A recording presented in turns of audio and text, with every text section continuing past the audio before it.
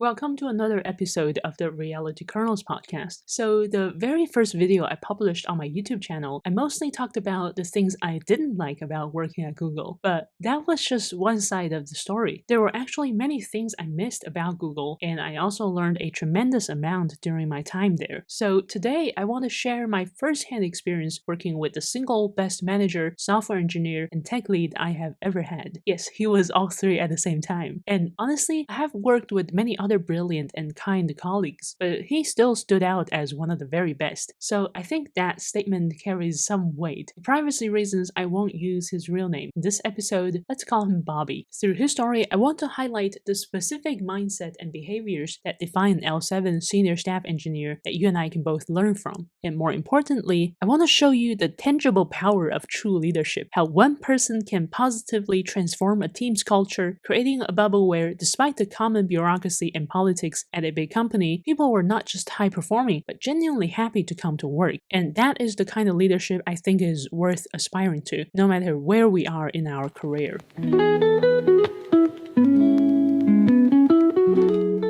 So first, I want to give some context. I joined Google in May 2022 as an L4 software engineer. Just for reference, L3 is the entry-level role, but since I already had some prior experience and my interviews went pretty well, I came in as an L4. But yeah, the market was also pretty good during that time. Every company was hiring like crazy, so I kinda got lucky as well. Anyway, Bobby was the one who actually hired me. We met during the team matching phase after my interview, and he brought me onto the team. So he became my very first manager at Google. Our team focused on data integrity and data engineering, and when I first joined, Bobby was an L6, a staff software engineer. He had been at that level for a few years, but then about another 6 or 7 months later, I watched him get promoted to an L7, a senior staff engineer. Bobby was also a TLM, which stands for Tech Lead Manager, so he was in charge of both the technical side and the people management side. So, what did I learn from him? What exactly made him stand out? First of all, yes, he was technically strong. He had obviously stayed on the team for a long enough time, so he was very familiar with the tech stack and the internal frameworks at Google. But technical skill is just a baseline. He was a lot more than that. Because I have seen many very technical and extremely smart software engineers who stayed at L4 for a long time before getting promoted to L5, and then just stayed at L5 forever. Bobby, on the other hand, was very good at taking initiative and creating opportunities, both for himself and for the whole team. Because I realized a lot of the time I saw engineers just waiting for work to be assigned to them, or they realized something could be improved, but they didn't always speak up about it. But Bobby was very different. He proactively defined the work himself. And to get to L7, the scope is massive. You're expected to drive technical strategy for entire organizations. We're talking about 50 plus engineers. You're leading cross-team, cross-org projects, often with teams that aren't just in different product areas, but in completely different orgs with different priorities, different leadership chains, and zero obligation to align with you. And you still have to define a roadmap that everyone can actually execute together. And the real challenge here isn't just engineering, it's the people part. The alignment, the politics. You have to convince the other teams to work with you and to actually prioritize the project you're proposing. And on top of that, you have to convince leadership, usually directors, VPs, that this is the right direction. So yeah, Bobby navigated all of that, and he did it brilliantly. The result was a massive win-win-win. He won, obviously, because he secured that senior staff scope for his promotion. Our team won because he couldn't build it alone. He needed us, the L4s and the L5s, to execute on that big vision. So suddenly, we had opportunities to step up, work on high-impact systems, and prove ourselves for our own promotions. And those other teams, they won too, because even though they had to commit resources to collaborate with us, they got to claim ownership in a high-visibility success. They got a piece of that massive scope and impact, which is the exact currency their engineers needed for their own performance reviews. To give you a concrete example, my team was responsible for data integrity and validation. Basically, it meant ensuring the data was correct and not corrupted. I know it sounded easy, maybe almost trivial at first. You just check if the data is correct, right? But at Google scale, the game changed completely because we were dealing with billions of new records every day, and the data lived across multiple replicas and pipelines, spread across data centers all over the world. In such a distributed system, glitches aren't just a possibility, They are statistical guarantee. You don't even need a big incident for things to go slightly wrong. At some point, you will get inconsistencies, missing records, duplicates, delayed updates, or subtle data quality bugs. So our job was to build pipelines that automatically validated the data, detected anomalies, and alerted immediately, so we could fix issues fast before users felt it. And technically, our team sat under the Google Drive organization, so normally we would just build tools for Drive.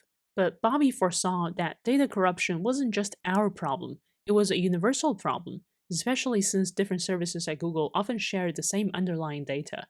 So he proposed this big vision to our director and VP, but that was just step one. He then had to go out and actually sell this internal tool to other teams. He pitched the value and he successfully convinced them to adopt our platform. He secured partnerships with major teams like Google Docs, Tasks, Google Calendar, and Labels, and he was also in talks with giants like Gmail and Chat. And just a quick side note, I know this may sound a bit confusing. As users, we usually think of Google Drive and Google Docs as the same thing, right? But internally, they are actually quite different. Drive is the underlying file storage infrastructure. Docs, Sheets, and Slides are the applications running on top of that infrastructure. So even though they look related from a user's perspective, organizationally, convincing the Docs team to use a Drive tool was actually a cross-team collaboration. But anyway, the point is, you can see how the scope exploded. Bobby took a single team problem and turned the solution into a cross-organizational platform. And that is the kind of scale and impact that defines an L7.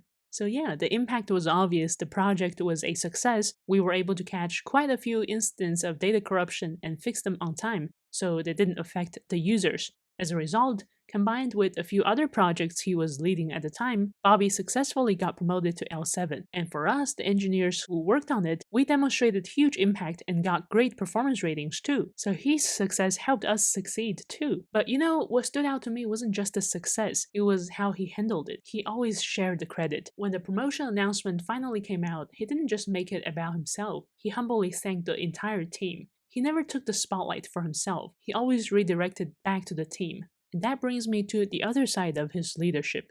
He didn't just share the wins, he also fought for his team. The performance review at Google, it's not just your manager giving you a rating, it's a process called calibration. Basically, managers from different teams get together in a room and they have to defend their team members' ratings against other managers. It can get intense, it's basically a negotiation. Now, full disclosure, Bobby actually never gave me a formal rating, because shortly after I joined, our manager changed.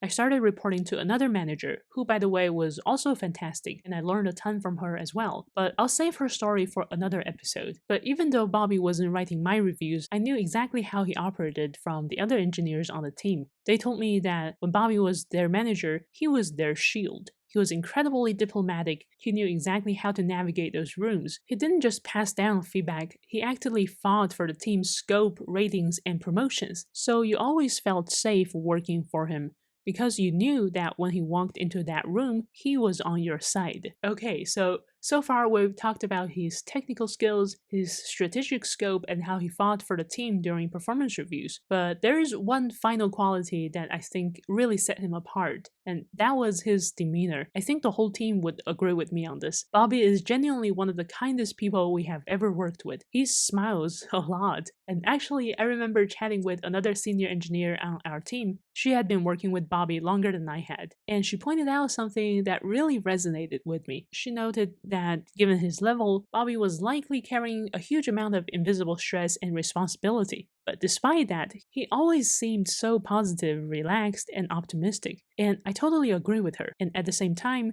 even though he was mostly working remotely, the whole team could still feel his positive presence. He was really the soul of the team, the glue that tied everybody together. Also, Bobby was never judgy. He was our team's confidant, we genuinely trusted him. When we faced issues or had challenges, or if we saw things that we thought could be improved, we would always comfortably tell him, and he would listen and address them. And I think this speaks to something bigger. You know, I joined Google in 2022. By then, the company was already massive, and there was this general sentiment that the culture had changed, that it was becoming more corporate, more bureaucratic. But Bobby, he joined much earlier, around 2010, and through him, Even in the 2020s, we could still see that lingering awesome culture that Google was famous for: the transparency, the inclusivity, the psychological safety. It wasn't just a myth, I experienced it firsthand. It was very real.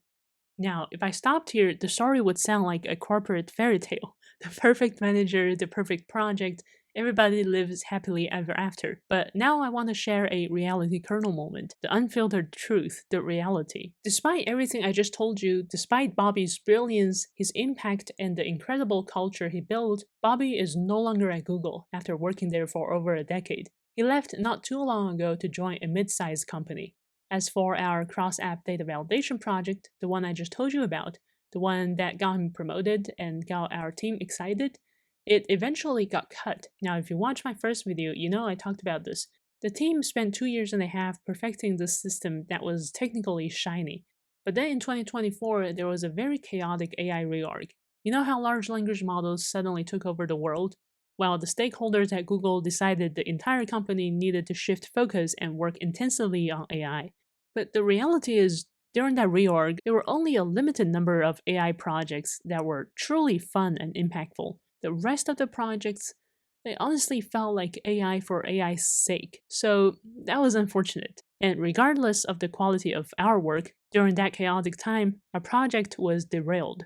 Honestly, I still think that our data validation pipeline can be argued as very impactful. After all, we caught real data corruption issues that could affect our users, and we fixed them. But then, if you think about it, the entire concept of data integrity is often just a result of technical debt, right? So you could argue that to our internal clients, fixing occasional data corruptions wasn't viewed as a priority, at least not compared to pushing new features forward. Plus, as I mentioned in my first video, our project did require massive ongoing maintenance, and it did add some complexity for the teams adopting it. So, yeah, eventually the project was gone. And to be clear, it wasn't up to Bobby. No matter how good a leader you are, you cannot fight a company wide tsunami like the AI pivot. But was it all a waste? Well, here's the reality of big tech. For Bobby, it was a win. He successfully delivered the impact, secured his L7 promotion, and built his career capital before the project was cut. For me, it was fine too, because by the time the project was killed, I had already left Google to build my own startup, so I wasn't personally affected. Also, fortunately, when the project was gone, nobody in my team was laid off. Everybody just had to be assigned to new projects. But there was some collateral damage. I had a teammate, our project lead, who was in L5. The data validation project could largely help him to get a promotion to L6. But after the reorg, he had to pause everything, find a new team, and basically start his promotion case over from scratch. So that is the brutal randomness of working at a big company. And why did Bobby leave? I think it's largely because even for the best leaders, the bureaucracy and the staggering upward mobility eventually become too much. In a giant machine like Google, the environment has shifted. It's not the same company it used to be. And starting in 2023, we saw multiple waves of layoffs that shook everyone's sense of security. Promotion was getting harder and harder. You start to deal with endless bureaucracy and politics that have nothing to do with engineering excellence. Many people who have been there since the early days have said the culture has truly changed. It has become more about gaming the performance system, risk aversion, than innovation. And I think for a leader like Bobby, who represents the old Google spirit of transparency, technical excellence, and impact, fighting that uphill battle every day eventually lost its spark. When the overhead of navigating the corporate system starts to outweigh the joy of building for true impact, even the best people can decide to move on. He chose to take his talents to a place where he could actually move the needle again. But even knowing how it ended, would I do it again? Absolutely. I personally resigned from Google to build my own startup, so my journey took a different path. But the standard that Bobby set, that stays with me, and I believe with everyone who has worked with him. He was more than just a manager. He was the spirit of our team and our most trusted confidant. He showed us that even in a chaotic, massive, bureaucratic corporation, you can still lead with your heart. He was the kind of leader who would fight for us behind closed doors, securing resources, scope, and promotions, and then instead of taking the credit, he would distribute all those wins back to the team. Because of him, we had real psychological safety. We knew he had our backs, which allowed us to be our best selves. He proved that you can be elite technically, savvy politically, and still treat people with utmost kindness and understanding. The qualities I learned from Bobby are things I'm carrying with me for the rest of my life, not just in my career, but in how I want to live my life and how I want to treat others. The transparency, the inclusivity, the psychological safety. It wasn't just a myth. I experienced it firsthand. It was really real. If you like this episode, please consider subscribing and liking the video. I'll be sharing more of my learnings and experiences as an ex-Google, ex-Amazon software engineer, as well as other fun stuff related to problem-solving, engineering philosophy, and the tech world. Thanks for listening. I'll see you next time.